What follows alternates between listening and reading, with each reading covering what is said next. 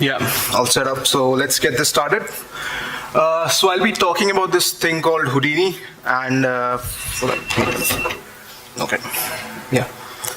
So I'll be talking about this thing called Houdini, and for the next 25 minutes or so, we'll be unraveling the magic of styling and layout done by the CSS engine itself. So first, I would like to talk about a bit about myself and what I do, just so that you get to know me better. My name is Arun, as you all know now, and I'm from New Delhi, India. I am a software engineer by profession. You can find me on Twitter at @amdesouza92. And I'm primarily working with web technologies, currently building enterprise web software, SaaS products, and I mean everything to do with the browser itself. I'm also a tech speaker, a community organizer for React Delhi NCR and open source meetups back in New Delhi. I am currently working at this company called AdPushUp, which is an all-in-one ad tech platform for web publishers. We basically work with ad layout and demand optimization technologies. I am also an open source enthusiast, and I have contributed to several open source projects and released some of my own projects, like primarily extension libraries and modules around Node, React, Angular, and all those things. Feel free to check out my open source work on GitHub if you'd like. Okay, now since that's taken care of, let's get to the fun part. Houdini, what is it and why is it so important to talk about? I think before we understand what exactly Houdini is, we need to understand the history behind it, what actually led to the creation of Houdini. And of course, as web developers, how does that help us?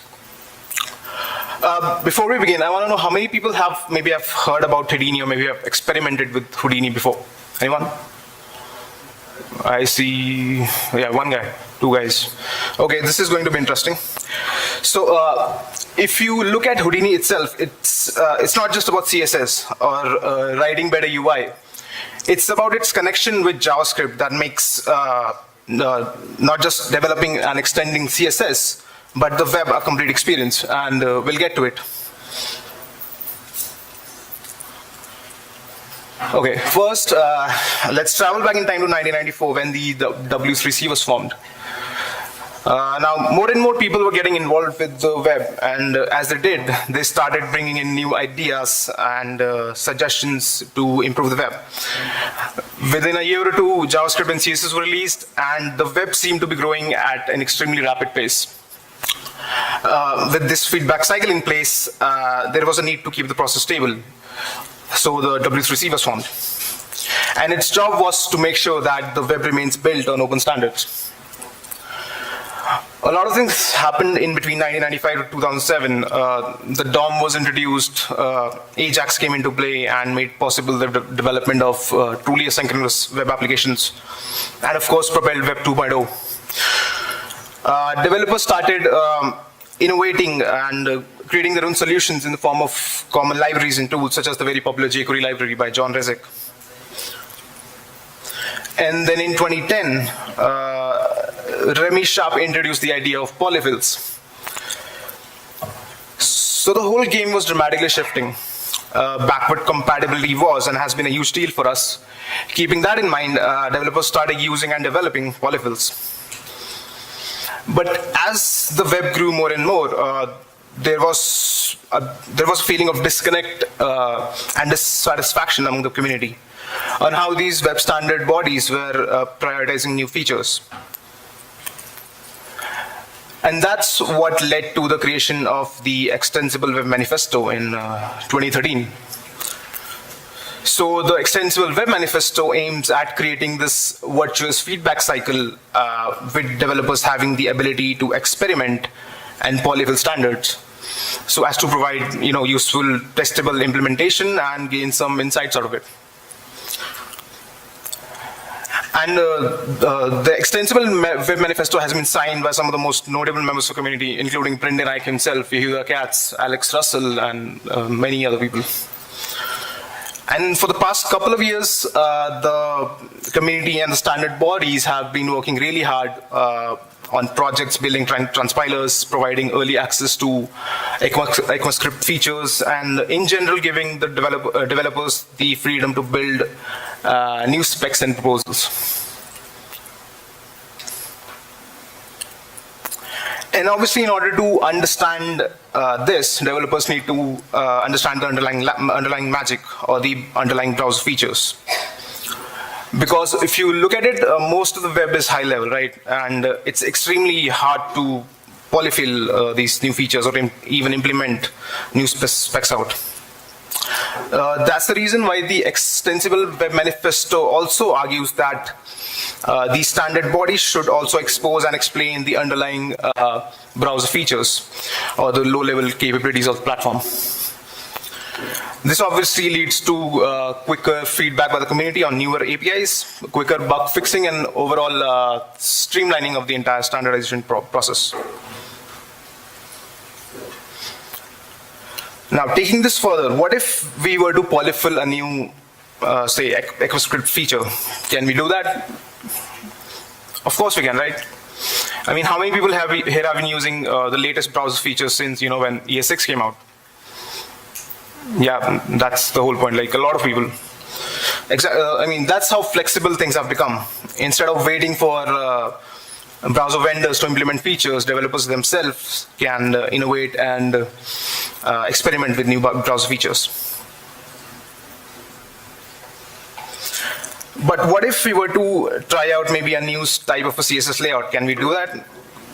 I mean, not exactly, right? The main issue is that browsers don't really know how to extend CSS. So where's all the underlying CSS magic? It's all hidden from us. Now, in order to fix this disconnect between the extensible web guidelines and the inability to extend CSS itself, the W3C has formed a joint task force, and this task force is codenamed Houdini. As stated on the Moz wiki page, CSS Houdini is a W3C effort to define lower level CSS APIs for authors to understand, recreate, and extend high level CSS authoring features. So basically, CSS Houdini will help in explaining and exposing the magic of styling and layout done by the CSS engine itself. And because of this, we'll be able to hook into each of the processes in the rendering pipeline and be able to do all sorts of things, creating custom layouts, defining new paint types, and so on. So basically, the extension of CSS via JavaScript will be possible using all of these APIs that we'll be talking about. So the Houdini group has started working on these new drafts, which include a parser API, a paint API, layout, and various other APIs that expose the rendering engine internals. So let's cover them one by one. I should let you guys know that many of the things that I'll be showing you guys are in very early stages, so the final release APIs might be different and the syntax might change, but nonetheless, let's get started and see what Houdini has got to offer us. So first up is the Properties and Values API. So this particular API extends the CSS Variables spec, which allows us to create custom user-defined properties and gives us the ability to create custom typed properties with an initial value and inheritance behavior. Now, there are three things here. A type. So we're talking about type values in CSS now. We'll get into what the supported types are in a moment. You can have an initial value for a custom properties, which acts as a fallback value, and you can also define its inheritance behavior. CSS variables inherit by default, so this might come in handy when you would want to disable this behavior.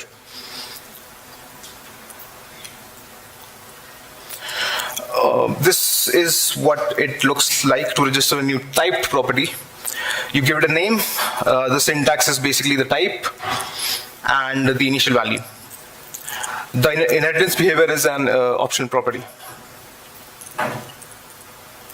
So having a type here prevents invalid property value declarations. So with a particular type defined, so like in this case, I'm defining the BG color property, property with the syntax of color. So this will make sure that only a value of the required type is provided to the property, and otherwise it throws a syntax error. By default, syntax can support any type of value, but with a type defined, such as in this case, the initial value option becomes a requirement. So I'm providing the value black here.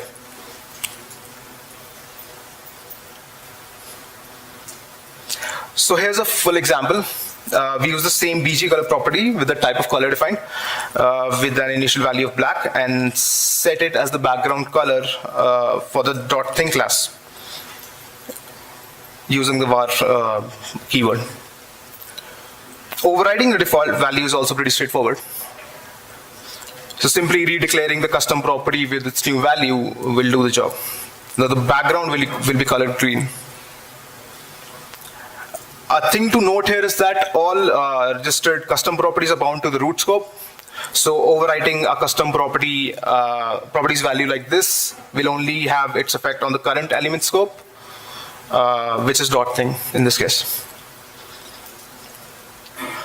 So if you were to access the BG color property outside of .thing, it would still give you the color black, which is the default value provided in this case. What if a non-color value was supplied to the custom property? Like in this case, the CSS engine, like we're providing the value not a color to the BG color property. Well, in this particular case, the CSS engine picks up the initial value, which is black, without throwing any errors. I mean, this is extremely useful in cases where you would want to resort to certain fallback values for your custom properties. And of course, this prevents any inconsistencies in your styling. The syntax supports the following types. We can have colors, numbers, percentages, URLs, and a few other types. You can view the full list over here. Next up is the type to M. So we've been talking about typed values in CSS for a while now. And the type to M is actually what enables this functionality in the CSS engine. Let's talk about the existing CSS object model first. So we have style values associated with DOM elements that we can manipulate using the style property in JavaScript, something like this. What's actually happening behind the scenes is that the CSS engine is doing a lot of work in serializing and deserializing these string values, which is quite performance intensive. So what the type to M proposes is an object-based API for manipulating CSS values using JavaScript. So instead of .style, you'll be accessing style through a new attribute style map property on an element.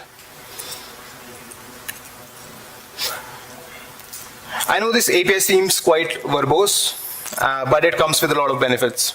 So first and foremost, it's the performance. Early performance benchmarks showed that the type to M is around 30% faster when compared to the old CSS OM. And this can be extremely significant when you're working with CSS animations, for instance. Converting between absolute length units and doing basic maths, basic math operations, which is quite error prone with strings, is also a benefit here. Better error handling with new parsing methods. So these are some of the key features of the type to M that you might want to consider. The type to M also provides us a new class, which is the CSS style value class, and it has a number of subclasses. So that can be those particular classes can be used to define all sorts of values. So you can have length values, transform values, position, etc.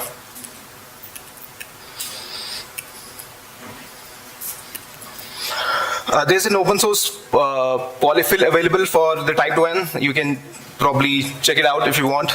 I'll get to the browser support as well for each of the APIs, but that'll come later. Let's talk about worklets. So worklets are kind of like the pieces in the puzzle that allow us to hook into each of the processes in the rendering pipeline and extend those processes to apply our own custom CSS. Uh, yeah. So roughly this is what it looks like. So we have different worklets for different processes, and each of these worklets gets invoked at various points in the rendering pipeline. So we can see here we have a separate worklet for the layout stage and a separate worklet for the paint stage. So we can call these as worker scripts for Houdini APIs, which we call whenever we want to extend any of the processes in the rendering engine. Worklets are thread agnostic, which means they are not defined to run on a particular thread. Rendering engines may run them wherever they want, wherever they choose, rather, which can be a separate worklet thread. And they run in sync with the rendering engine, but are completely independent of the main thread. So your main application code isn't affected by their operation. And they can also have multiple instances of the global scope for the purpose of parallelism. So that's handled by the rendering engine itself. So this is how you would register a worklet using the add module method. And while defining it, you give it a name and a JavaScript class. So now let's see how this magic actually works at the paint stage of the rendering pipeline. So the paint stage is responsible for painting the background, content, highlighting, and all those things. And so during this stage, the paint API will allow us to create custom fills in the form of a background image, which we'll be able to apply using the background image property, something like this. So we're applying a custom fill called myPaint using the paint function provided by the API. So first things first, we need to hook into the paint stage of the rendering pipeline. So what exactly do we need? A worklet, right? So let's look at an example here. This was taken by the official Google devs website. They already have shipped the Houdini Paint API in Chrome 65, so you can check it out. So we have a basic paint worklet called checkerboard.js, and we're using it to paint this div. In the worklet, we use the register paint function to register our paint worklet class, and inside a class, we create the checkerboard with the three colors defined, red, green, and blue. If you have some experience with Canvas, this code might look familiar. Here as well, we're using the context variable available to create and apply the fill. And you have access to everything like the geometry parameters, which provide the dimension of the element. So this is what the output actually looks like, a checkerboard made up of the specified colors. I know this is a very pretty, a pretty simple example, but this clearly tends to show how powerful these APIs can be. Do note that the paint worklet will be called every time a screen resize operation happens. So the pattern is read on demand and is kept intact for all sorts of displays. And this is completely normal. So, because every time a fill happens, it's done on the element's current size generated during the layout stage. Now, the paint worklet can be used in many ways. These are some of the examples, like multiple colored border backgrounds, material design, ripple effect. The obvious benefit here is there is no need to inject extra DOM nodes into the DOM to get this particular effect. It's pretty straightforward with the paint worklet. You can view the full list of examples over here. Next up is the layout API.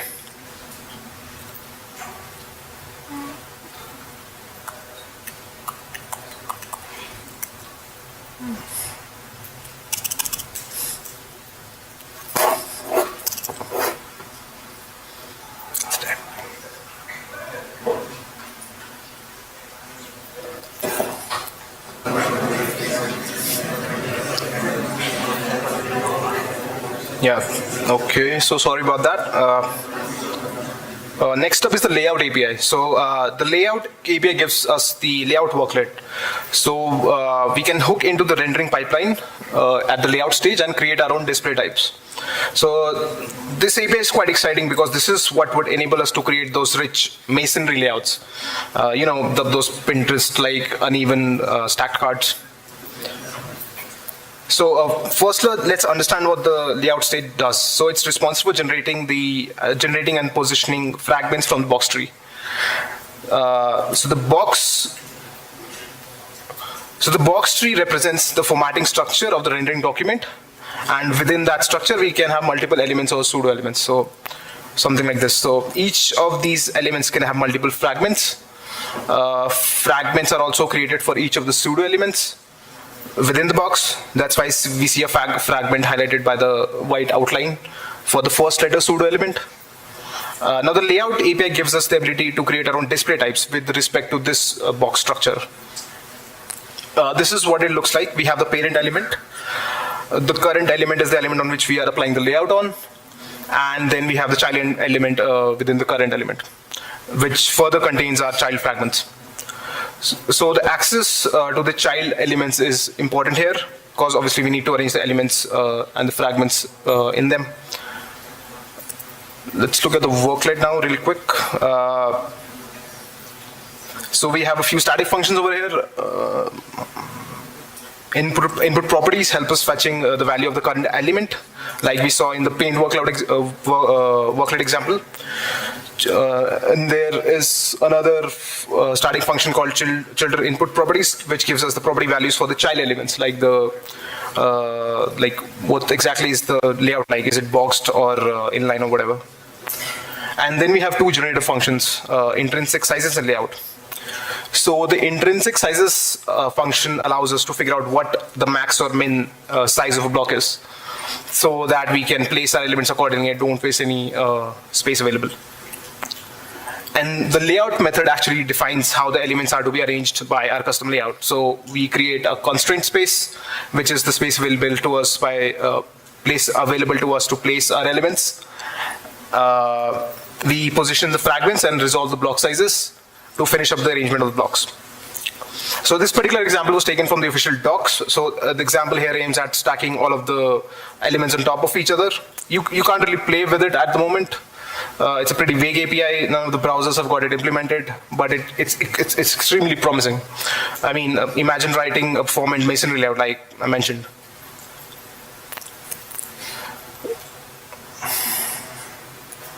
Yeah, the next up is the animation worklet. So the animation worklet allows us to create highly performant scroll or input-based animations.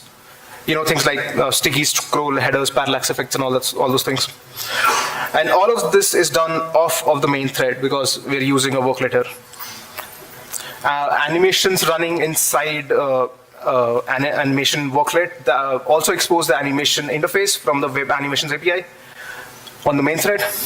This means they can be accessed from the main thread using any of the web animations APIs.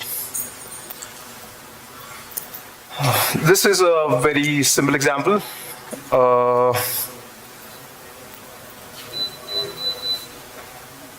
So we're basically creating a simple scroll timeline on the element on which we want to apply the animation. The animation worklet class has a constructor, and we set our easing function. The animate process gives us the current time, which is the current scroll position and the group of effects that are to be applied to the specific elements. So we set the scroll position as the current time in the scroll timeline, and then we adjust the time of the effects passed to us, giving us the ability to control the keyframes. So this is how it would look. We can see that as we scroll, the targeted elements are being animated as expected. The best part is all of this happens off of our main thread. So this can provide like really high performance benefits when it comes to creating things like parallax effects, like something like this, maybe a sticky header. So the Chrome team has put together a polyfill for the animation worklet, and it's available on GitHub, I guess, yeah. And this polyfill is being used in all of the examples listed on the page. So you can view the entire the code and examples over here. So there are two more APIs left which are extremely fuzzy at the moment. Even the specs available don't have much information about them. One is the parser API, and the other one is the font metrics API. So the parser API, and as the name suggests, it will allow us to pass CSS rules or rule sets into typed OM representations.